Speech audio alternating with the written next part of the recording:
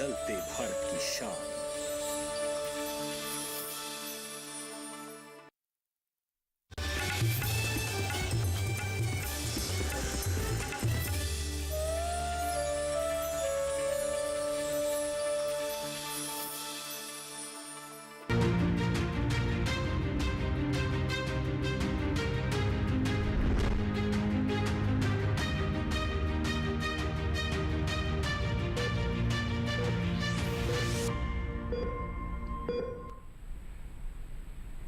नमस्कार, आप सभी का स्वागत है स्वस्थ किसान कार्यक्रम में।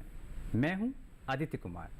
हमारी ज़िंदगी में अगर रोशनी है तो आँखों से है, आँखें अगर ना हो तो लाख दिए जला दिए जाएं, अंधियारा नहीं जाएगा। जी हाँ, आँखों की अहमियत का अंदाज़ा इसी बात से लगाया जा सकता है कि मनुष्य के शरीर में मौजूद 5 ज्ञानेंद्रियों में आँख सबसे महत्वपूर्ण है। जी हाँ, लेकिन कई बार ये इंद्री समस्या का शिकार हो जाती है।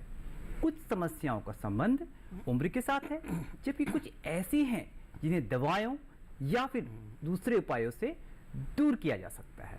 आज के स्वस्थ किसान कार्यक्रम में हम आंखों में होने वाली सामान्य दिक्कतों के बारे में बात करने वाले हैं। हमारा विषय रहेगा आंखों की आम समस्याएं और उनका उपचार।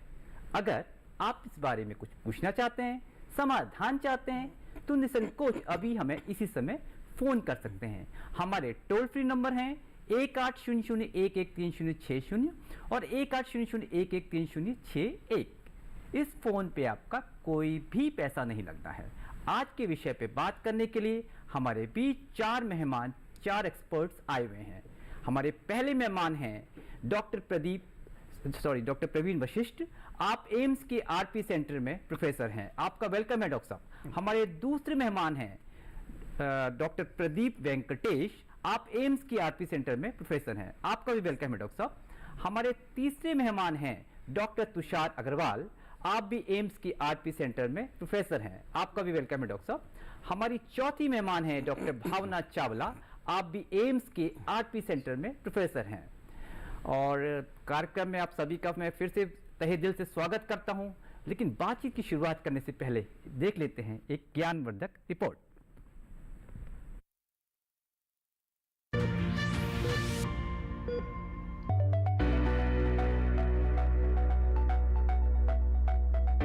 आँख हमारे शरीर की ऐसी ज्ञानेंद्री है जिसके माध्यम से हम इस संसार को देख पाते हैं। आज के दौर में जब हमारा बहुत अधिक समय स्क्रीन के सामने गुजर रहा है, तो आंखों की समस्या आम बात हो गई है। यहाँ तक कि बच्चों और युवाओं की भी बड़ी संख्या आंखों की बीमारियों से जूझ रही है। आंखों की थकान वायु प्रदूषण या फिर धूल मिट्टी के कारण हो सकती है। कुछ लोग आंखों में सूखेपन की शिकायत करते हैं। ये तब होता है जब आंसू बनना कम हो जाता है। सूखी आंखों के कारण बेचैनी, चिड़चिड़ापन और जलन का एहसास होने लगता है। वहीं बढ़ती उम्र के साथ मोतियाबिंद की भी समस्या हो जाती है। इसकी ज्यादातर संभावना 50 साल से ज्यादा उम्र के लोगों को होती है। धुंधली दृष्टि के कारण बढ़ने वाले मोतियाबिंद में दूर और पास दोनों वस्तुओं को देखने में दिक्कत होती है। अनदेखा करने पर मोतियाबिंद दृष्टि की हानि की वजह भी बन सकता है। इसका इलाज सर्जरी के माध्यम से किया जाता है। ग्लूकोमा भी आंखों में होने वाली एक आम समस्या है। इसमें आंख के अंदर का दबाव बढ़ जाता है, जिसके कारण देखने में मदद करने वाले ऑप्टिक नर्व को नुकसान पहुंचता है। अगर ग्लूकोमा का इलाज समय रहते ना किया जाए तो ये अंधेपन का कारण भी बन सकता है।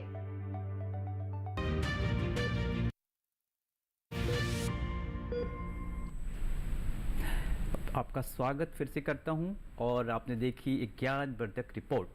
आइए बातचीत की शुरुआत करते हैं। डॉक्टर प्रवीण वशिष्ठ, पहला सवाल डॉक्टर साहब मैं आपसे पूछना चाहूँगा। डॉक्टर साहब, जो ब्लाइंडनेस या विजुअल इम्पेयरमेंट, जिसको अंधापन और अल्पदृष्टि के नाम से जाना जाता है आम भाषा की अगर हम बात करें, हमारे देश में इसकी क्या स्थिति है डॉक्टर साहब? इस बारे में हमें बताएं। और इसे कहते किससे है, अल्पदृष्टि और अंधापन को? धन्यवाद आदित्य जी। इनफैक्ट ज़्यादातर लोग अंधापन या ब्लाइंडनेस से ये मतलब समझते हैं कि उनको पूरी तरह से बिल्कुल दिखाई नहीं देता जी। पर हमारे जो नेशनल प्रोग्राम में है उसमें अंधेपन की एक परिभाषित किया गया है।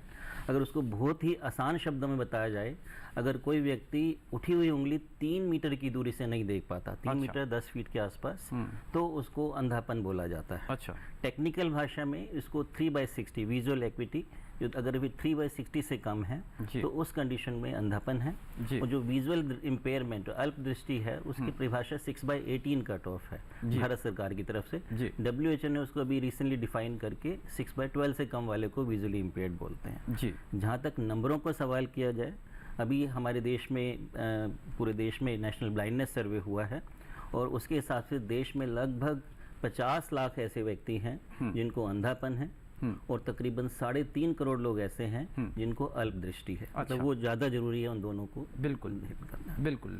डॉक्टर प्रदीप वेंकटेश, आप रेटिना के माहिर हैं, एक्सपर्ट हैं। डॉक्टर साहब, मैं आपसे ये सवाल पूछना चाहूँ कि डायबिटिक रेटिनोपैथी की वजह से किस तरह आंखों की रोशनी कम होती है और किस प्रकार इस प्रॉब्लम को, इस रिस्क को कम किया जा सकता है? डायबिटीज़ तो आजकल बहुत कॉमन बीमारी हो गई है और उसमें 3 लोगों में से एक आदमी को ज़रूर रेटिनोपैथी की मैनिफेस्टेशन तो ज़रूर होती है उसमें। और जैसे बीमारी की ड्यूरेशन बढ़ती है, रेटिनोपैथी की रिस्क भी बढ़ती जाती है। तो सबसे ज़्यादा रिस्क तो ड्यूरेशन ऑफ डायबिटीज़ है जी। जितने लंबे पीरियड के लिए होगा उतना खतरा बढ़ेगा। हाँ जी। तो और क्योंकि ये बहुत नाजुक बीमारी है और इसमें कोई सिम्टम्स नहीं होते हैं अर्ली स्टेज में, तो इसलिए रिकमेंडेशन ये है कि जैसे डायबिटीज़ का जानकारी होती है तो उनको तुरंत रेटिना स्पेशलिस्ट को दिखाना होगा। और जैसे वो देख के बताएंगे कि साल में दिखाना है, 6 महीने में दिखाना है, वो रेगुलर फॉलोअप पे रखनी चाहिए। अच्छा। और इसमें 2 वजह से ना विजन जा सकती है। एक तो पर्दे में सूजन हो सकता है, वो धीरे धीरे बढ़ती है। लेकिन दूसरी कंडीशन ये है कि उसमें कुछ हम न्यू वेजल्स करके बोलते हैं, क्योंकि पर्दे में खून की सर्कुलेशन कम हो जाती है जी। उसको कंपनसेट करने के लिए कुछ न्यू वेजल्स बनते हैं। लेकिन वो न्यू वेजल बहुत ही नाजुक होते हैं और वो रप्चर कर जाते हैं। अच्छा। और उसकी वजह से आंख के अंदर खून आ सकती है जी। और उसकी वजह से अचानक रोशनी कम हो जाती है। जी।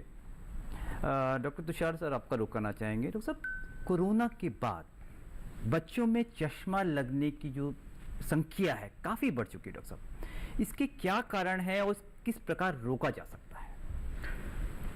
देखिए, बच्चों में जो स्क्रीन टाइम है वो काफ़ी बढ़ गया कोरोना के टाइम में। सारी क्लासेस और सब ऑनलाइन होने लगे, तो जब बच्चे कोई भी चीज़ पास से बहुत ज़्यादा देर देखते हैं, छोटा प्रिंट हो या कोई भी स्क्रीन हो, मोबाइल स्क्रीन हो, तो उससे जो आँखों का जो नंबर है उसके बढ़ने की संभावना काफ़ी हो जाती है। और यही एक मुख्य कारण है जिसकी वजह से कोरोना के टाइम में नंबर जिनको नहीं था उनको लग गए और जिनको चश्मे लगे हुए थे उनके नंबर काफ़ी बढ़ गए।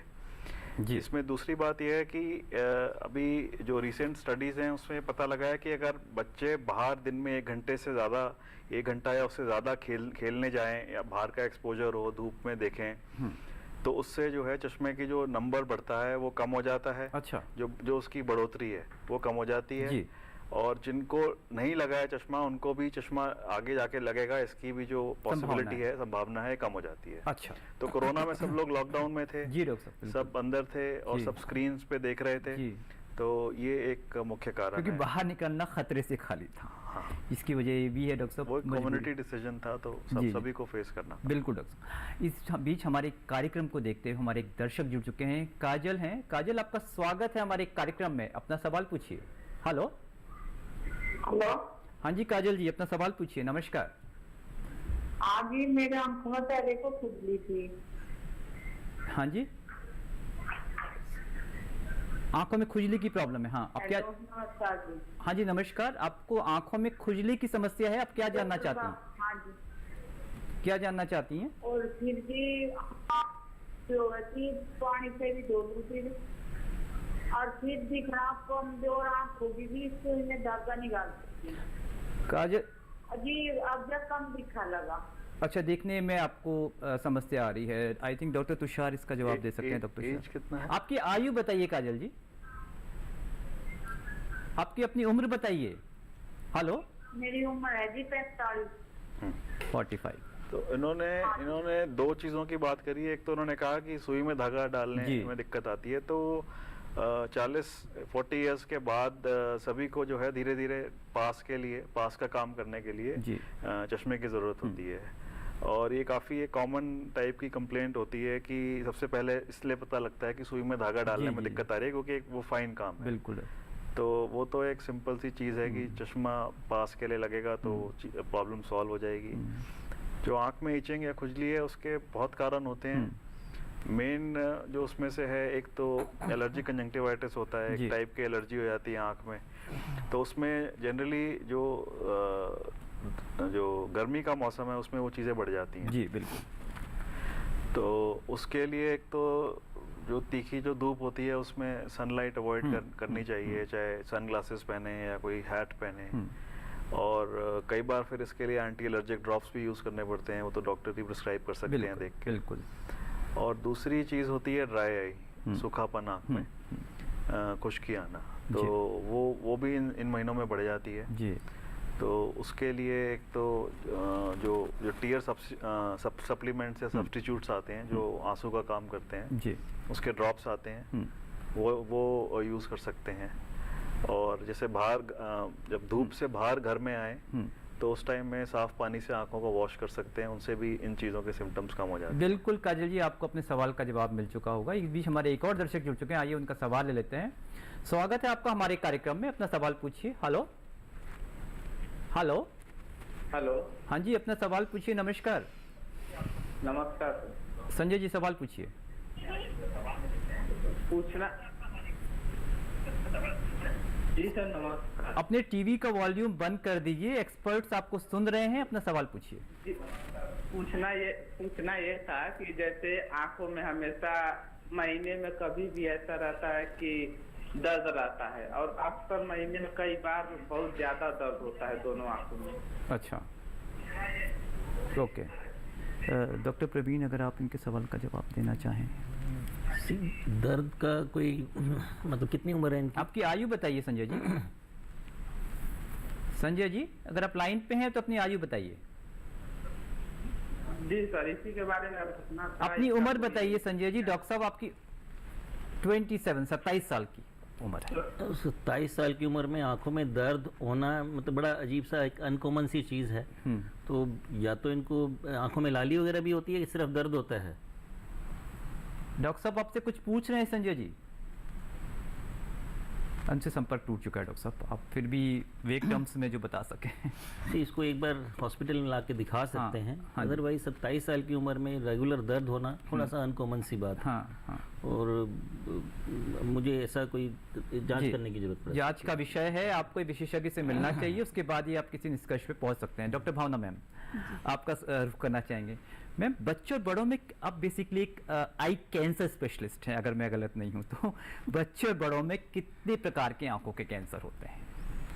देखिए, आंखों का कैंसर एक ऐसा मामला है जो कि आज के डेट में इसके विषय में जागरूकता बहुत कम है कि आंखों में भी कैंसर हो सकता है। लोगों को सर्वाइकल कैंसर का पता है, अलग अलग अंगों के कैंसर, लंग कैंसर का पता है। जागरूकता नहीं है मैडम, इसलिए हमने ये कार्यक्रम रखा हुआ है। तो इसी वजह से, तो जहाँ तक आपका सवाल है, तो बच्चों में जो है वो रेटिनोब्लास्टोमा होता है, जो कि सर्वाधिक कॉमन है बच्चों में आँख का कैंसर। और इसी तरह से एडल्ट्स में कोरोइडल मेलानोमा होता है, जो एडल्ट्स में पाया जाता है। वैसे तो ये दोनों कैंसर काफ़ी रेयर हैं, इतने कॉमन नहीं है, और इसका भी एक कारण है कि इतनी जागरूकता नहीं है। लेकिन ये दो कैंसर्स हमारे इंस्टीट्यूट में सबसे ज़्यादा पाए गए हैं। अच्छा। जो आंखों को प्रभावित करते हैं, खास करके बच्चों में। रेटिनोब्लास्टोमा, भारत एक ऐसा देश है जिसमें पूरे वर्ल्ड में सबसे ज़्यादा रेटिनोब्लास्टोमा के केसेस हैं। तो मैम, आपके डेली ओपीडीज में इस तरह के केसेस आते रहते होंगे। डॉक्टर प्रवीण बशीर सर, फिर से आपका रुख करना चाहेंगे। डॉक्टर साहब, ऐसी कौन सी आँख की बीमारियां हैं जिनकी वजह से अंधापन या अल्प दृष्टि की समस्याएं होती हैं? क्या हमारे देश में अगर सबसे ज़्यादा देखा जाए तो अंधापन का सबसे मुख्य कारण सफ़ेद मोतियाबिंद है। अच्छा। लेंस में सफ़ेदापन आता है, यूजली 50 साल से ज़्यादा की उम्र में होता है, बारी बारी से एक आँख में होता है, कई बार दोनों आँखों में साथ साथ भी हो सकता है जी। और अगर 100 लोग अंधे हैं तो उसमें से 60 से ज़्यादा प्रतिशत, अच्छा 65% के आसपास लोग सफ़ेद मोतियाबिंद की वजह से अंधे। ओके। जो दूसरा सबसे मुख्य कारण जो अब देखा गया है वो जैसे डॉक्टर तुषार ने बताया, कॉर्नियल ब्लाइंडनेस, जिसमें जो आंखों का कॉर्निया है उसमें अंधापन या चोट की वजह से हो या इन्फेक्शन की वजह से हो या विटामिन ए की डिफिशिएंसी से, corneal blindness second important cause है। इसके अलावा जो आंखों का जो ऑपरेशन कराते हैं, ऑपरेशन के बाद भी देखा गया अगर ऑपरेशन ठीक नहीं हुआ उससे अंधापन हो सकता है। बच्चों में अंधापन देखा गया है। और दो मुख्य बीमारियां जो खास तौर पे आजकल ज़्यादा मतलब निकल के आ रही हैं, डॉक्टर प्रदीप वेंकटेश बैठे हैं, डायबिटिक रेटिनोपैथी, ये भी एक विजुअल इम्पेयरमेंट का एक इम्पोर्टेंट कॉज है, और ग्लूकोमा, काला मोतिया, इसमें भी अंधापन काफ़ी देखा गया है। जहाँ तक अल्प दृष्टि या विजुअल इम्पेयरमेंट की बात है, उसमें जो सबसे मुख्य कारण है हमारे देश में तकरीबन 80 से 90% अल्प दृष्टि, वो रिफ्रैक्टिव एरर, अच्छा, स्पेशली जो मायोपिया है उसकी वजह से होती है। अच्छा, ये सब मुख्य कारण है देश में अंधेपन के और अल्प दृष्टि। जी डॉक्टर साहब, अगर ग्लूकोमा की बात करें या जिसको काला मोतिया आम भाषा में बोला जाता है, डॉक्टर साहब अगर हम आंकड़ों की बात करें, ये बीमारी किस कदर देखी जा रही है और कितने अंश में आपको देखने को मिलती है अगर हम जनसंख्या की बात करें? काला मोतिया यूजली 40 साल से ज़्यादा की उम्र में देखा जाता है, और आंकड़ों के हिसाब से तकरीबन 1 से 4% लोग जो 40 साल से ज़्यादा के हैं उनमें काला मोतिया पाया जाता है। अच्छा, मगर सबसे बड़ा इशू ये है कि इसको डायग्नोस करना, इसको बताना इतना आसान नहीं है। लगभग 90% मरीज ऐसे हैं जिनके बारे में हम काला मोतिया का पता ही नहीं चलता, जांच में पाया ही नहीं जाता। जी, मतलब ये सजेस्ट किया जाता है कि जितने भी व्यक्ति हमारे ओपीडी में आ रहे हैं, IUPD में, उन सबकी हम लोग जांच करें, खासतौर पे इंट्राओकुलर प्रेशर सबका देखें, तभी हम लोग सोच सकते हैं कि काला मोतिया के मरीज हमें मिले। बिल्कुल, 40 साल से आयु के बाद के सभी व्यक्तियों को आंखों की जांच करानी चाहिए, जिससे कि इस बीमारी का पता चल सके। बिल्कुल, जैसे कि डॉक्टर प्रदीप वेंकटेश ने बताया कि काला मोतिया की बीमारी ये खतरनाक बीमारी है, एक साइलेंट बीमारी है जो चुपचाप आके आपको हमला करती है और आपको पता नहीं चलता, और इसमें आई प्रेशर भी बढ़ जाता है। तो हमें जैसे भी अगर हम 40 साल के हो जाएं उसके बाद सतर्क रहना चाहिए और डॉक्टर से अपनी आई प्रेशर की जांच कराते रहना चाहिए, है ना डॉक्टर साहब? डॉक्टर प्रवीण वशिष्ठ सर आपका रुकना चाहेंगे, जैसे कि अभी डॉक्टर प्रवीण वशिष्ठ सर ने बताया, डॉक्टर प्रदीप सर आपका रुक कर रहे हैं। डायबिटिक रेटिनोपैथी का इलाज किस प्रकार किया जाता है डॉक्टर? पहले 20 साल पहले तो डायबिटिक रेटिनोपैथी की जो इलाज होती थी सिर्फ लेज़र से हम इलाज करते थे, लेकिन पिछले 20 साल में कुछ नए मॉलिक्यूल्स निकले हैं, तो आजकल आंख के अंदर हम इंजेक्शन ज़्यादातर दिया जाता है। लेकिन ये है कि इंजेक्शन की जो कॉस्ट होती है बहुत ज़्यादा महंगी होती है, और उसकी जो रिस्पॉन्स होती है या ट्रीटमेंट का जो सुलझाव होता है वो बहुत कम टाइम के लिए होता है, तो इंजेक्शंस तो बार बार देनी पड़ती है।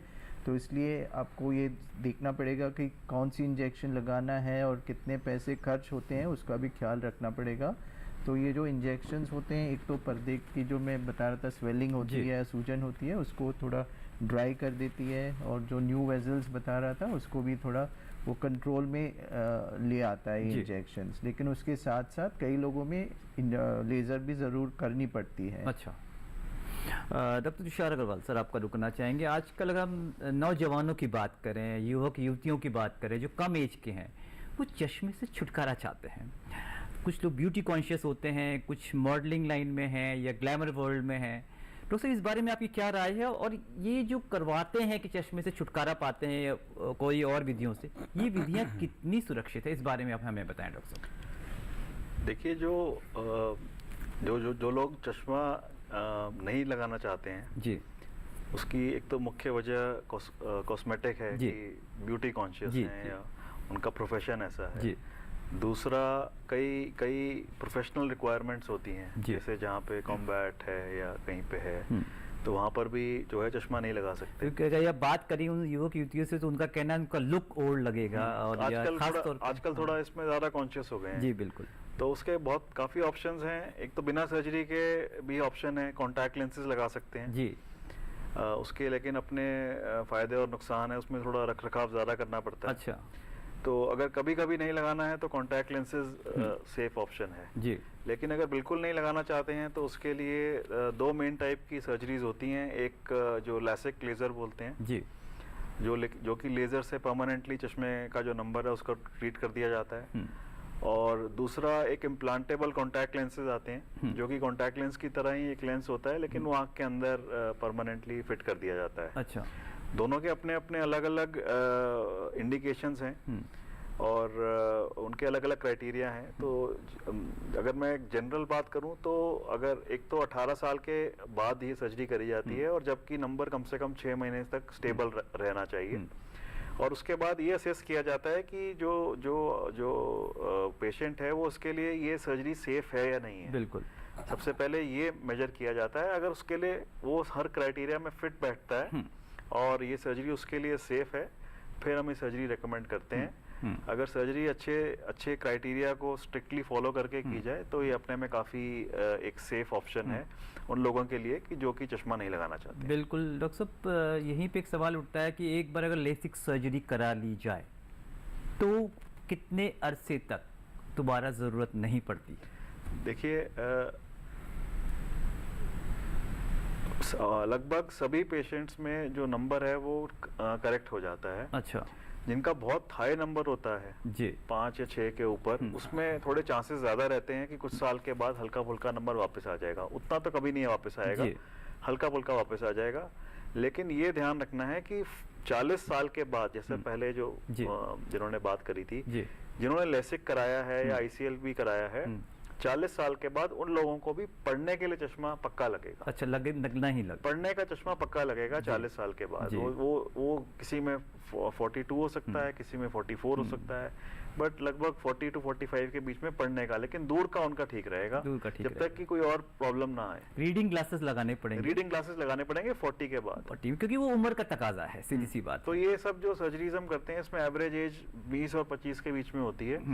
तो आप समझ सकते हैं कि उनको 15-20 साल मिल जाते हैं बिना किसी चश्मे। 15-20 साल वो जिस प्रोफेशन में है या कुछ भी करना चाहते हैं तो they can be without glasses, completely without glasses. इस बीच हमारे अंतराल का यानी ब्रेक का समय हो चुका है। लौटते हैं छोटे से ब्रेक के बाद।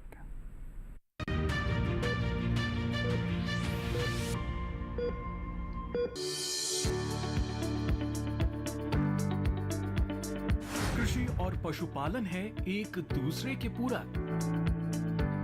घर आंगन से लेकर व्यावसायिक फार्म तक, मुर्गी पालन से लेकर रेगिस्तान के जहाज तक, बीमारियों से अब पशुपालक ना हो परेशान। विशेषज्ञ करेंगे आपकी समस्या का समाधान। जुड़िए हमसे, पूछिए अपने सवाल। ईमेल के जरिए भी आप हमारे साथ जुड़ सकते हैं। हमारी ईमेल आईडी है ddkisanapc@gmail.com। हमारे टोल फ्री नंबर हैं 1800-113060 और 1800-113061। देखिए अपना पशु चिकित्सक हर रविवार शाम 6:30 बजे दूरदर्शन किसान चैनल पर।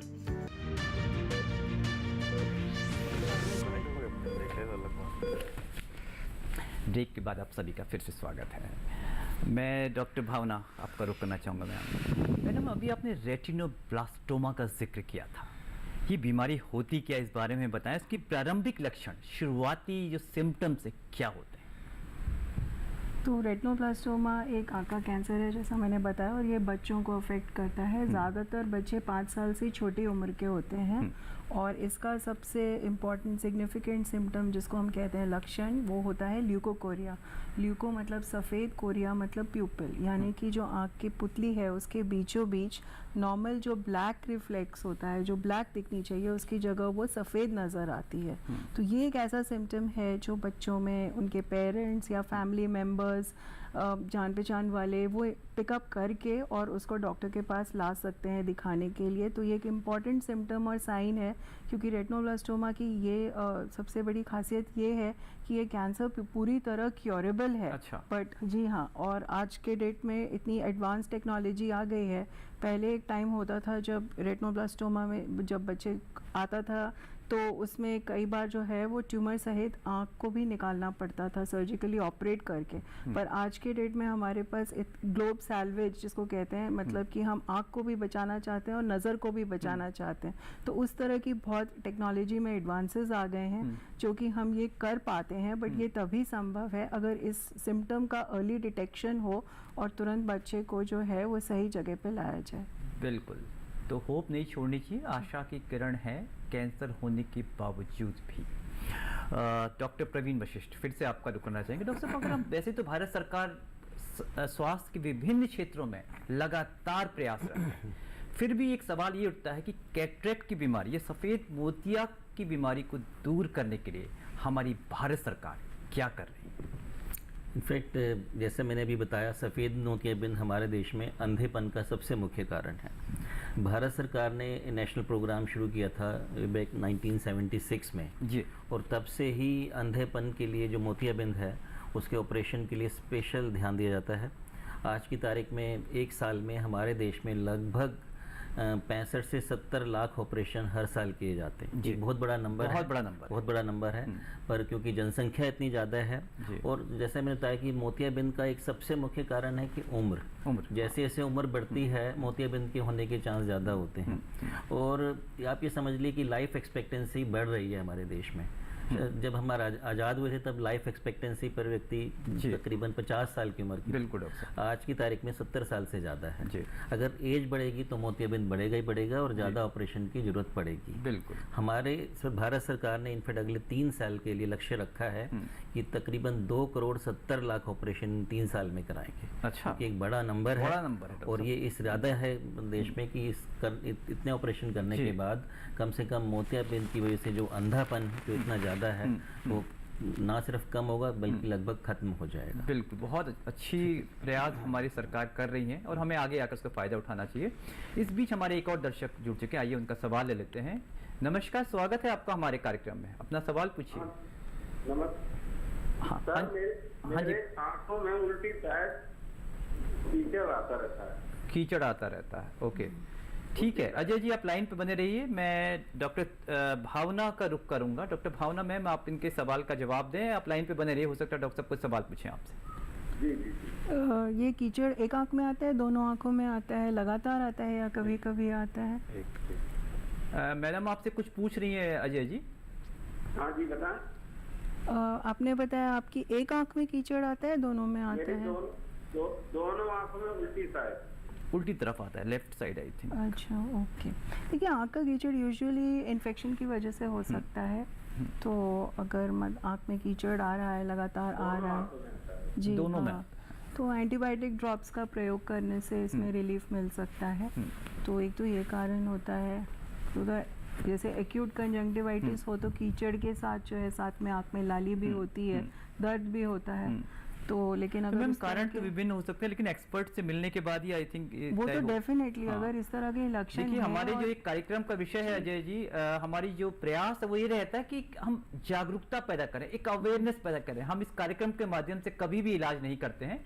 तो आप किसी एक्सपर्ट से मिलिए और उनको अपनी आंखों की जांच कराइए, उसके बाद ही कोई दवाई लीजिए। और मैं डॉक्टर प्रदीप वेंकटेश सर आपका रुख करना चाहूँगा। डॉक्टर साहब, जो एज रिलेटेड आयु के अनुसार जो मैक्यूलर डीजेनरेशन की समस्या होती है उसे कहते क्या, उसको वो होती क्या डॉक्टर साहब, तो ये हमें बताएं, और उसका ट्रीटमेंट या इलाज किस प्रकार किया जाता है? जो मैक्यूलर डीजेनरेशन, मैक्यूला पर्दे का उस भाग होता है जिस एरिया से हम सबसे शार्प देख सकते हैं, मतलब सबसे सेंसिटिव एरिया होती है। और एज जैसे 50 साल से ऊपर जब होता है तब हम उसको बोलते हैं एज रिलेटेड मैक्यूलर डीजेनरेशन। ये जो बीमारी है 2 तरह की हो सकती है। एक कंडीशन में नज़र काफ़ी अचानक चली जाती है और पर्दे के नीचे या सूजन होता है या खून जम जाता है। और दूसरी कंडीशन होती है जो हम ड्राई मैक्यूलर डीजेनरेशन बोलते हैं, वो काफ़ी धीरे धीरे बढ़ती है और उसमें ज़्यादातर पता भी नहीं चलता है कि रोशनी कम हो रही है। तो प्रेजेंटली जो ट्रीटमेंट अवेलेबल है वो सिर्फ वेट या जो ब्लड आ जाता है उस कंडीशन के लिए इलाज है। ड्राई कंडीशन के लिए अभी इलाज अवेलेबल नहीं है अभी इस वक्त। तो शोध चल रहे होंगे डॉक्टर साहब, मतलब आगे कोशिशें चल रही होंगी कि उसका भी इलाज हो? जरूर कोशिश तो है, अभी आ रहे हैं लेकिन अभी इतना सक्सेस वाली कुछ आई नहीं है एट प्रेजेंट नहीं है, बट फ्यूचर में आने की पूरी संभावना। जरूर जरूर।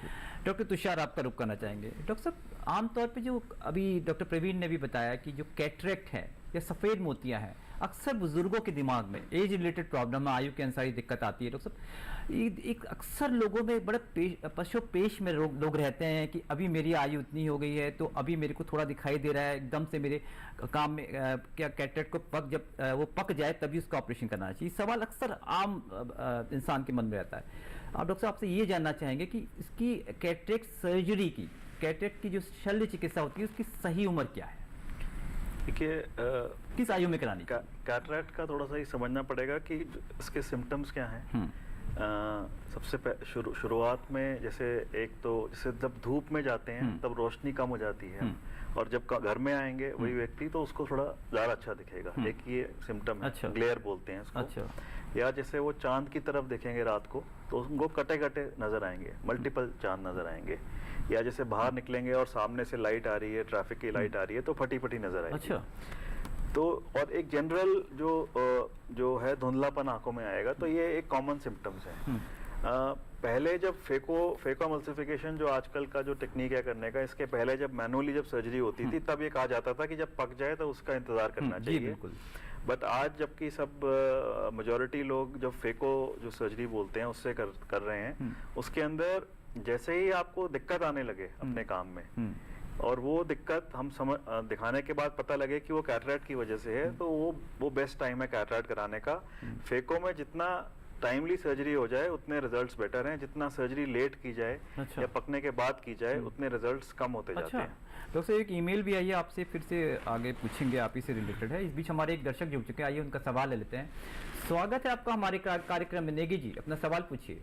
हेलो। हाँ नेगी जी, अपना सवाल पूछिए। नमस्कार। नमस्कार सर, मैं हिमाचल प्रदेश सरकाघाट मंडी से नागेंद्र सिंह नेगी बोल रहा हूँ जी। सर मेरा सवाल ये है कि हम एक आदत सी है कि काफी देर, आपकी आवाज कट रही है। मोबाइल से जब काम करते हैं तो उसके बाद किताब और अखबार साफ साफ नहीं पढ़ पाते जी। और ये जो इसके साथ साथ जो कमरे में जो एलईडी बल्ब आप जलाते हैं तो उसकी वजह से ये समस्या है, या पुराने जब येलो लाइट के बल्ब उसमें जलाने चाहिए जी। और एक और सवाल है कि बचपन से बुजुर्गों ने बताया था कि आंखों में वो छपाके लगाने चाहिए, वो झड़ने का हम बताते जी हमारे यहाँ पर भी। तो उससे बाकी मौसम में तो ठीक रहता है, लेकिन बरसात के दिनों में या किसी और मौसम में जो वो उसमें लालगी आती है आंखों में जी। तो ये कहाँ तक बाधित है जी? आप नेगी जी लाइन पे बने रहिए, हो सकता है डॉक्टर साहब से सवाल पूछें। डॉक्टर तुषार, आप इसका जवाब देना चाहेंगे? तो पहली जो उन्होंने चीज़ बोली कि जब बहुत देर स्क्रीन पे काम करते हैं उसके बाद जब दूसरा कोई पढ़ाई करते हैं तो उसमें दिक्कत आती है। तो होता यह है कि जब आप बहुत देर, जो मैंने पहले भी आपसे बताया था कि जब बहुत देर आप एक फाइन प्रिंट को देखते रहते हैं तो उससे जो आंखों के जो पास के जो काम करने की जो क्षमता है वो कम हो जाती है, और वो कुछ देर के लिए पास का जो काम है उस करने में दिक्कत आ सकती है। तो एक तो जब भी पास का कोई स्क्रीन टाइम या कोई भी हम एडवाइस करते हैं आजकल कि 20 मिनट के बाद 20 सेकंड का ब्रेक लेना चाहिए, और उस 20 सेकंड के दौरान स्क्रीन या जो भी आप पढ़ाई कर रहे हैं उस पर मत देखिए। कोई भी इधर उधर कोई भी चीज हो जो 20 फुट से ज्यादा दूर हो, जैसे हम कार्यक्रम में अंतराल देते हैं वैसे आपको देखने में भी अंतराल। तो 20-20-20-20 का रूल फॉलो करने के लिए बोलते हैं। उससे जो आंखों के जो मसल्स हैं जो पास के लिए फोकस में काम आते हैं उनको एक टाइम मिल जाता है, रेस्ट पीरियड। तो ये प्रॉब्लम बेटर हो सकती है। लाइट से इसका कोई एलईडी और पुराने लाइट से इसका कोई संबंध नहीं है, ताल्लुक नहीं, पर ब्राइटनेस से जरूर है। ब्राइटनेस, तो अगर ब्राइटनेस कम होगी तो स्ट्रेन ज्यादा होगा पास के काम में। तो आजकल क्योंकि कई बार जो एलईडी वगैरह होते हैं कई बार उतने ब्राइट नहीं होते हैं, बिल्कुल। तो ये एक हो सकता है। ये रोजमर्रा के सवाल दिमाग में रहते हैं। और जो दूसरा जो सवाल था वो मुझे ठीक से स्पष्ट सुनाई नहीं दिया था। ठीक है डॉक्टर भावना मैम, आपका रुख करना चाहेंगे फिर से। मैम ये बताइए कि जो आपने एक यूवील मेलानोमा की बीमारी के बारे में हमसे थोड़ी देर पहले जिक्र किया था, ये होती क्या है? जिस तरह से बच्चों की आंखों का कैंसर रेटिनोब्लास्टोमा सबसे कॉमन है, उसी तरह से एडल्ट्स में वो यूवियल मेलानोमा, कोरॉइडल मेलानोमा जिसको कहते हैं हम, सबसे कॉमन वही है यूवियल मेलानोमा। तो बेसिकली वो कोरॉइड जो एक आँख की परत होती है रेटिना के बिल्कुल बगल में, उसमें एक ट्यूमर डेवलप होता है और ये एडल्ट्स में होता है। और ये भी रेयर ट्यूमर है, बट फिर भी इसके बारे में जागरूकता होने की ज़रूरत है, क्योंकि कई बार जो है जो मरीज़ होता है उसमें सिम्टम नहीं भी होते हैं कोई। अच्छा। और ये एक इंसिडेंटल फाइंडिंग, जैसे कि हम पर्दे की जांच करते हैं, उसमें अगर मान लीजिए छोटा है तो उसमें पता चलता है, या मान लीजिए किसी को लग रहा है कि मेरी आंखों की नज़र कम हुई है या कुछ फ्लोटर्स टाइप के नज़र आ रहे हैं, तो उनको लगे कि हो सकता है ये पर्दे की बीमारी है, या आंखों की नज़र अगर उस एज में कम हो रही है तो लोग सोचे कि ये मोतियाबिंद की वजह से है, लेकिन ऐसा हो सकता है कि ये उसकी वजह से नहीं है और ये आंखों में एक तरह का कैंसर डेवलप हो रहा है कोरॉइडल मेलानोमा के नाम से। और वो अगेन जिस तरह बाकी कैंसर्स की तरह जितनी जल्दी वो आते हैं हमारे पास, जितनी जल्दी उसका डिटेक्शन होता है, उतना अच्छा उसका प्रोग्नोसिस है, उतना अच्छा उसका ट्रीटमेंट है। हमें सर्जिकली आंख निकालने की ज़रूरत नहीं पड़ती। आज के समय में हमारे पास प्लाक ब्रेकीथेरेपी की एक फैसिलिटी है, जो एक रेडिएशन के द्वारा हम उससे ट्यूमर को किल कर सकते हैं।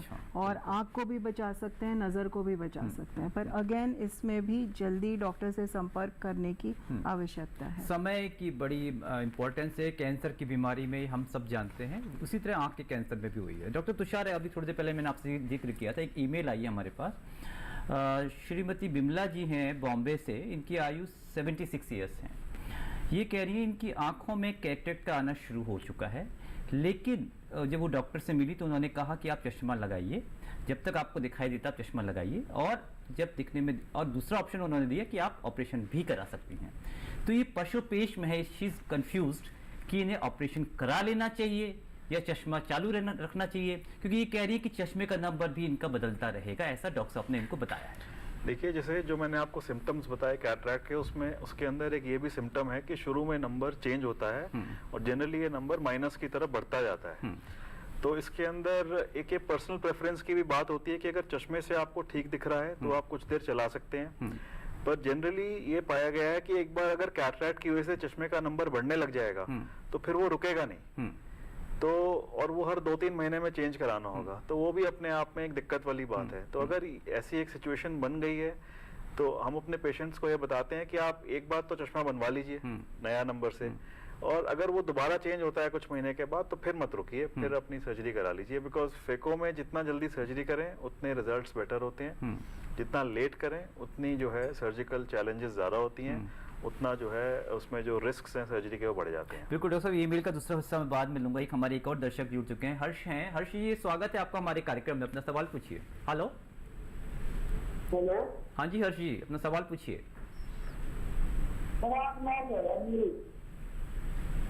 तो थोड़ा स्पष्ट बोलिए, हमें आवाज साफ सुनाई नहीं दे रही है। हेलो। अच्छा, आंखें लाल हो जाती, ठीक है। आंखें लाल हो जाती, तो आप जानना चाहते हैं आंखें लाल क्यों होती है? ओके।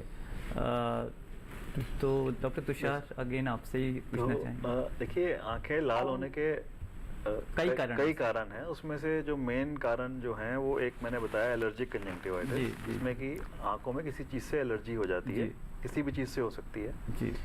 और उसके अंदर जो लाली आती है वो इचिंग या खुजली के साथ आती है जी। और ये जनरली यंग लोगों में होती है। और दूसरा जैसे एक कॉमन कारण है आंखों में कंजंक्टिवाइटिस या इन्फेक्शन होना, उसके अंदर अगर लाली आती है तो उसके साथ कीचड़ या जो मवाद बोलते हैं वो भी, या पानी भी निकलता है। तीसरा कारण जो है, जैसे आंखों के अंदर कोई प्रकार की सूजन आ जाए, जिसको यूवियाइटिस बोलते हैं, तो वो एक अलग प्रकार की लाली होती है, वो अलग से डॉक्टर को दिखती है, वो कंजंक्टिवाइटिस से थोड़ी अलग होती है, और उसके अंदर जनरली मवाद या कीचड़ नहीं आता है, केवल लाली होती है। अच्छा। तो और चौथा अगर मैं बोलूं तो एक ग्लूकोमा में भी कई बार, जैसे काला मोतिया होता है, वो कई बार, हमेशा नहीं, कई बार जो है वो भी लाली के साथ आ सकता है। तो ये मेन एक कुछ कारण है। पर ये अभी किस वजह से है, ये तो एक डॉक्टर देख के ही बता सकता है। बिल्कुल।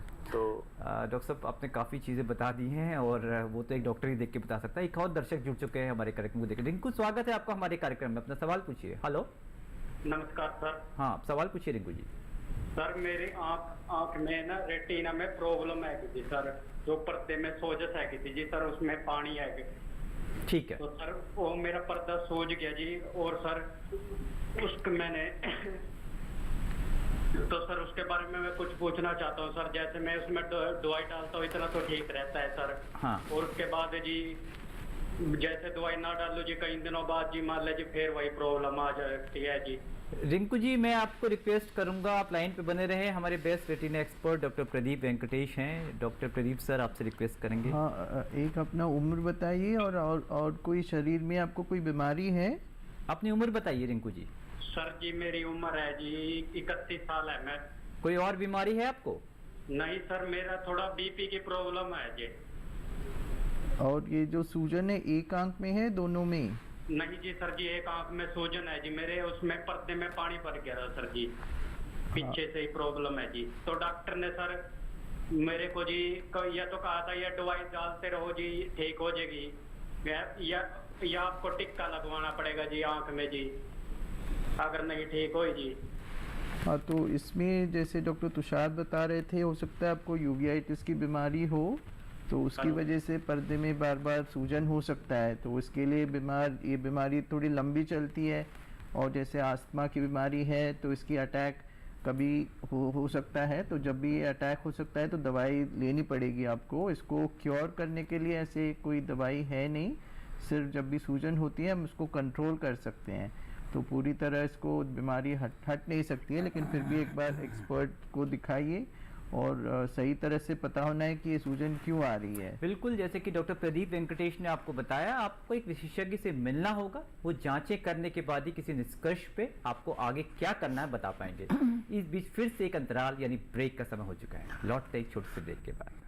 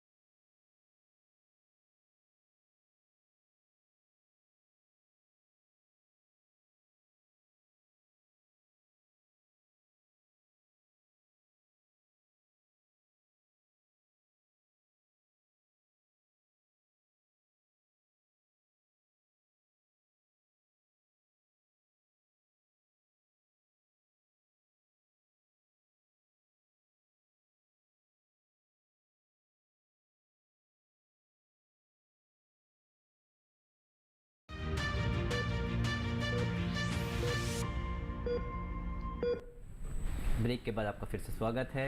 डॉक्टर प्रवीण वशिष्ठ सर, आपसे ये पूछना चाहेंगे, मायोपिया रिफ्रैक्टिव एरर बच्चों में क्या होता है? और डॉक्टर साहब, क्या हमारे पास स्कूल विजन स्क्रीनिंग प्रोग्राम है और ये किस प्रकार किया जाता है? इनफैक्ट डॉक्टर तुषार ने भी बताया था कि बच्चों में जो कम दिखाई देना, उसका जो सबसे मुख्य कारण है वो मायोपिया रिफ्रैक्टिव एरर है, दृष्टि दोष जिसको आम भाषा में बोला जाता है। इनफैक्ट अगर बच्चों में अगर विजुअल इम्पेयरमेंट देखें तो लगभग 90% विजुअल इम्पेयरमेंट ये मायोपिया से होता है। अच्छा, और बड़ा आंकड़ा है। हाँ, इतने सारे बच्चों की, खासतौर पे जो स्कूल वाले जाने बच्चे हैं, इतने सारे बच्चों की जांच करना कोई आसान काम नहीं है। तो इसके लिए भारत सरकार ने एक खास प्रोग्राम शुरू किया है जिसमें स्कूल के जो टीचर्स हैं उनको एक दिन का ट्रेनिंग दिया जाता है। अच्छा। और उनको बोला जाता है कि बच्चों की दृष्टि की जांच करें। अच्छा। और जिन बच्चों की दृष्टि कम होती है उन बच्चों को चश्मे के जो विशेषज्ञ होते हैं, उसको ऑप्टोमेट्रिस्ट या पैरामेडिकल ऑफ्थेल्मिक असिस्टेंट बोलते हैं जी, उनके पास भेजा जाता है।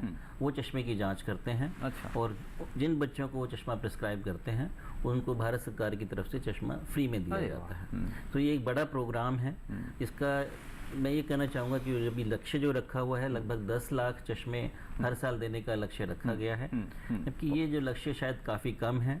अब खास तौर पे कोरोना के बाद जो नंबर बढ़ा है बच्चों का, तुषार ने भी बताया था, लगभग 2 करोड़ बच्चों को हर साल चश्मे की जरूरत है। और हमने जो लक्ष्य 10 लाख रखा है, तो ये लक्ष्य शायद हमें बढ़ाना चाहिए, जिससे हम ज़्यादा से ज़्यादा बच्चों को चश्मा दे सकें। इनफैक्ट कुछ बचाव के भी तरीके हैं, जैसे डॉक्टर तुषार ने बताया कि बच्चों को बाहर खेलने के लिए प्रोत्साहित करें, उसको नज़दीक का काम, मोबाइल या फिर जो ऐप अलग अलग यूज़ करते हैं, स्क्रीन टाइम कम से कम उसको यूज़ करें, तो हम सोच सकते हैं कि थोड़ा उससे बचाव भी हो सकता है। बिल्कुल, हमारे पॉलिसी मेकर्स भी प्रोग्राम को देख रहे होंगे और चश्मे जो संख्या है डॉक्टर साहब ने बताया है उस पर एक विचार करेंगे और बढ़ाएंगे। डॉक्टर प्रदीप वेंकटेश, आपका रुख करना चाहेंगे डॉक्टर साहब। एक हमारे दर्शक जुड़ चुका है, पहले उनका सवाल लेते हैं क्योंकि आप लोग के आने से काफ़ी दर्शक जुड़ रहे हैं। स्वागत है आपका हमारे कार्यक्रम में। उत्तम, अपना सवाल पूछिए। हाँ उत्तम जी, जरा स्पष्ट बोलिए, आवाज़ नहीं आ रही है। हाँ सर, ये मैं बोल रहा हूँ, एक अक्षर दिखाई पड़ता है बराबर सही, हाँ, और दूसरे अक्षर देखते हैं बायां से, हाँ, तो तारा देखते हैं, तारा का चंद्रमा तो थोड़ा बड़ा होता है, बड़ा दिखाई देता है, और दो लगता है, दो दिखाई पड़ता है। अच्छा, तारा ये जानना चाहते हैं डॉक्टर साहब, एक आंख से इन्हें बराबर सही दिखाई दे रहा है और दूसरे से काफ़ी बड़ा बड़ा दिखाई देता है, तो तारा क्या कह रहे हैं? बड़ा नहीं, कुछ और आकार में बड़ा दिखाई देता है आपको? बड़ा, हाँ, आकार बड़ा, साइज बड़ा दिखाई देता है। देखिए, आंख में जब दो चीजें हैं, एक तो डबल कह रहे हैं, हाँ, 2 दिख रहे हैं, हाँ, और दूसरा कह रहे हैं बड़ा दिख रहा है, एक में छोटा दिख रहा है, जी। तो उसको हम मेटामॉर्फोप्सिया बोलते हैं। अच्छा, वो जनरली इंडिकेट करता है कि वो पर्दे में कोई नुक्स हो सकता है, जिसकी वजह से कि जो एक आंख में एक साइज दिख रहा है और दूसरी आंख में दूसरा साइज दिख रहा है। दूसरा, अगर चश्मे के नंबर में बहुत फर्क हो, जैसे अगर एक में बहुत ज़्यादा नंबर हो और एक में बहुत कम नंबर हो, वो कि जब हम चश्मा लगाते हैं तो उससे जो हमें ऑब्जेक्ट दिखता है, अगर हम माइनस का चश्मा पहनते हैं तो हमें सामने वाली चीज़ छोटी दिखती है, बिल्कुल। अगर हम प्लस का चश्मा पहनते हैं तो हमें सामने वाली चीज़ बड़ी दिखती है। और आप ये समझिए कि अगर दोनों आंख में नंबर में बहुत ज़्यादा फर्क हो और हम चश्मा लगा रहे हैं, तो एक आंख में चीज़ बहुत ज़्यादा बड़ी हो जाएगी और एक आंख में नॉर्मल साइज की रह जाएगी। बिल्कुल। तो ये दो एक मेन कारण होते हैं जिसमें कि दोनों की आंख के इमेजेस का जो साइज होता है वो आपस में अलग हो जाता है, और अगर इमेज का साइज अलग हो जाएगा तो फिर उस व्यक्ति को 2 दिखेंगे। बिल्कुल। तो इसके लिए तो इम्बैलेंस आ जाता है। तो ये पॉसिबल है, बट इसका ट्रीटमेंट भी पॉसिबल है। तो ये एक बार ही टेस्ट हो जाएगा तो इनका ट्रीटमेंट हो सकता है, जांचों के बाद हो सकता है इसका इलाज। बिल्कुल डॉक्टर साहब। डॉक्टर प्रदीप वेंकटेश सर, आपसे मैं सवाल पूछ रहा था अभी। डॉक्टर साहब, ये जो रेटिनल डिटैचमेंट के अर्ली सिम्टम्स क्या होते हैं, एक तो डॉक्टर साहब ये बताएं आप हमें, और अगर किसी को इसके सिम्टम्स आ जाए तो उन्हें क्या करना चाहिए? हाँ, जो रेटिनल डिटैचमेंट होती है काफ़ी इमरजेंसी सिचुएशन होती है, तो इसलिए इसमें जल्दी आके अपनी स्पेशलिस्ट को दिखाना बहुत ज़रूरी होती है।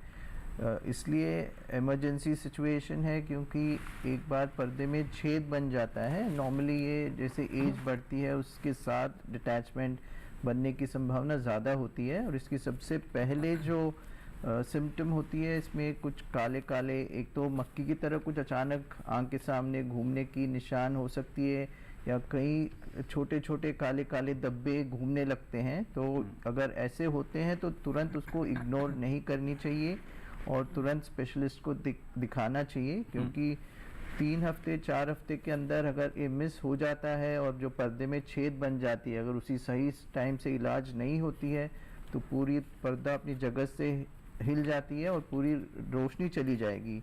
और अगर ऐसी सिचुएशन में आएंगे तो काफ़ी मेजर ऑपरेशन करनी पड़ेगी। तो जब सिम्टम अर्ली होते हैं तो उसमें लेज़र या बर्फ़ की सिकाई से हम रोक सकते हैं। तो इसकी वजह से जब भी ये सिम्टम्स होते हैं तो तुरंत आके आपकी रेटिना स्पेशलिस्ट को दिखाना बहुत ज़रूरी है। बिल्कुल बिल्कुल डॉक्टर साहब जैसे बता रहे हैं कि हमें सतर्क रहने की ज़रूरत है। डॉक्टर चावला, अगर आप थोड़ी देर पहले हमें बता रही थी मैम, जो यू व्हील का जो प्रॉब्लम आपने बताया था, एम्स में क्या सुविधाएं उपलब्ध हैं उसके इलाज की?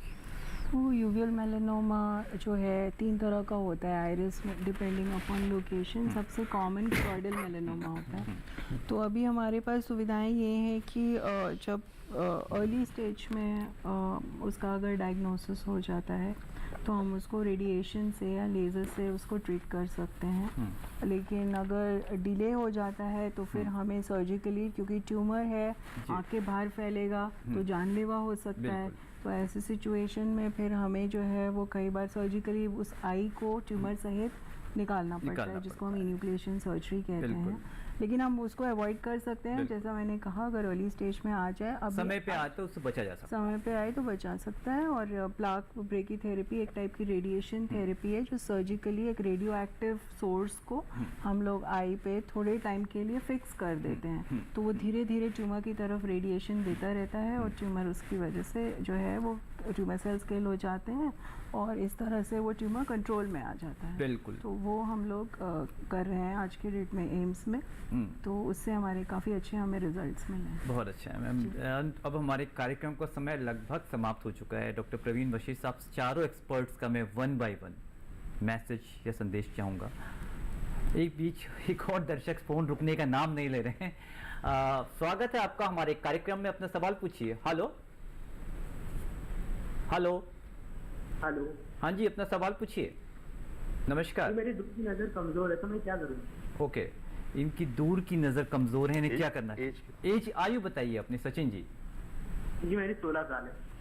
16 साल। देखिए, ये तो इसमें मोस्ट लाइकली इनको सिंपल चश्मे लगने हैं इनको, और अभी इनकी उम्र 16 साल है, तो ये नंबर अभी और बढ़ सकता है। तो इस स्टेज में अगर ये जो है वही जो हमने उपाय बताए थे, तो screen time, mobile screen time बिल्कुल रिस्ट्रिक्ट कर दें और बाहर की एक्टिविटी करें, कम से कम 1 घंटा बाहर धूप में या ब्राइट लाइट में बाहर ओपन में जाएं। तो ये 2 चीज़ों से इनका जो एटलीस्ट जो आगे नंबर बढ़ने की जो चांसेस हैं वो कम हो जाएंगे।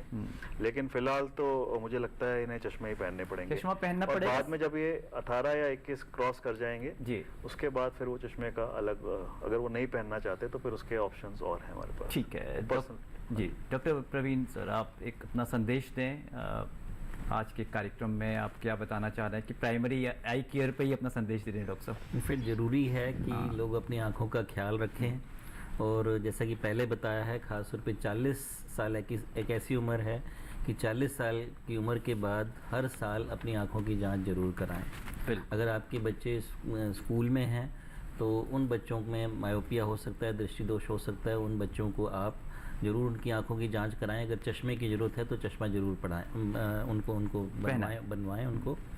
और जहाँ तक प्राइमरी आई केयर का सवाल है, भारत सरकार की कोशिश है कि घरों के जितना नज़दीक हम सुविधा प्रदान कर सकें। हर कोई व्यक्ति एम्स में नहीं आ सकता जी, तो एक प्राइमरी आई केयर सेंटर या विजन सेंटर, जो डिस्पेंसरी होती हैं या कम्युनिटी हेल्थ सेंटर होते हैं, वहाँ पर ऑफ्थेल्मिक असिस्टेंट वहाँ पे भारत सरकार अवेलेबल करा रही है, और एक प्राथमिक जाँच वो व्यक्ति करते हैं। और अगर किसी व्यक्ति को आगे हॉस्पिटल में वहीं पे आपको रुकना चाहूँगा, क्या आपकी भी ओपीडी लगती है, क्योंकि आप बेसिकली कम्युनिटी ऑप्थेल्मोलॉजिस्ट हैं डॉक्टर? इनफैक्ट हमने दिल्ली में एम्स की तरफ से हमने तकरीबन 18-20 जगह अलग अलग प्राइमरी हेल्थ सेंटर खोले हैं, जहाँ पे लोग अपनी आंखों की जांच करा सकते हैं। वहाँ पे हम लोग चश्मे की जांच करके वहीं पे चश्मे का नंबर दे देते हैं। और अगर किसी व्यक्ति को ज़रूरत है, आगे बड़ी बीमारी है या ऑपरेशन कराना है, तो उसको हम लोग एम्स में रेफ़र करते हैं, और वहाँ पे बल्कि ऑपरेशन भी फ्री में उसकी सुविधा मिलती है। बिल्कुल। डॉक्टर प्रदीप वेंकटेश। हाँ, इसमें सबसे ज़्यादा मैसेज ये रहेगी कि जिनको भी डायबिटीज़ है, जल्दी से जल्दी अपनी सिर्फ आंखों की नहीं, स्पेसिफिकली अपनी पर्दे की चेक तुरंत कराइए, क्योंकि बहुत सारे लोग ऐसे सिचुएशन में आते हैं जब नज़र काफ़ी जा चुकी है, उस समय हम नज़र रिस्टोर नहीं कर पाएंगे। तो इसमें प्रिवेंशन इज़ वेरी इम्पॉर्टेंट। तो आप सबसे ज़्यादा आपको स्क्रीन कराने की ज़रूरी है। तो हर डायबिटीज़ को मैं रिक्वेस्ट करता हूँ कि प्लीज़ आप रेटिना स्पेशलिस्ट को ज़रूर हर साल दिखानी पड़ेगी आपको, एक समय की जांच नहीं है ये। बिल्कुल। डॉक्टर तुषार अग्रवाल। मेरा मैसेज जो हमने बात करी उसी के अराउंड रहेगा कि जो पेरेंट्स हैं वो ध्यान रखें, जो बच्चे हैं छोटे 12-15 साल से कम, उनका जो सेल फोन यूजेज है उस पे रोक लगाएं। वो बहुत ज़्यादा बढ़ गया है, घंटों में जाता है वो। और खासकर कि जिन बच्चों को पहले से ही चश्मा लगा हुआ है उनका तो और भी ज़्यादा स्ट्रिक्ट कंट्रोल रखें, बिकॉज बच्चे तो नहीं इतना अपनी तरफ से करेंगे। तो ये पेरेंट्स को देखना है कि ये जो मोबाइल फ़ोन यूजेज है बच्चों का वो काफ़ी रिस्ट्रिक्ट करें, बिकॉज ये एक एपिडेमिक की तरह आ रहा है, ये जो चश्मे का जो वो है। जी। डॉक्टर भावना चावला ने। मैं तो बस इस वक्त रेटिनोब्लास्टोमा पे मैसेज देना चाहूँगी, क्योंकि आज के डेट में एम्स में एटलीस्ट रेटिनोब्लास्टोमा के बहुत मरीज़ बढ़ गए हैं और इसका जो अर्ली लक्षण है ल्यूकोकोरिया, जो मैंने बताया कि पुतली के बीचों बीच अगर बच्चे की आंख में सफ़ेदी नज़र आती है, वैसे बच्चा बिल्कुल स्वस्थ है लेकिन केवल ये लक्षण है, तो प्लीज़ उसको जल्दी से जल्दी डॉक्टर को दिखाएं। ये रेटिनोब्लास्टोमा का लक्षण हो सकता है, इसका इलाज संभव है, इसमें आँख भी बचाई जा सकती है, नज़र भी बचाई जा सकती है, बशर्ते बच्चा सही वक्त पे हमारे पास आए। बिल्कुल। तो डॉक्टर साहब, हम उम्मीद करते हैं कि दर्शक आपकी दी गई सलाह से लाभान्वित हुए होंगे। आप चारों का बहुत बहुत शुक्रिया। अगर आपको कुछ सुझाव हो तो आप हमें लिख भी सकते हैं या ईमेल भी कर सकते हैं। हमारा पता है डीडी किसान, कमरा नंबर 38, केंद्रीय कार्यक्रम निर्माण केंद्र, दूरदर्शन, खेलगांव, नई दिल्ली 110049। आप हमारा ईमेल आईडी भी नोट कर सकते हैं, swasthkisan@gmail.com। आज के लिए बस इतना ही। अगले हफ्ते आपसे फिर मुलाकात होगी। तब तक आप स्वस्थ रहें, मंगल रहें। नमस्कार।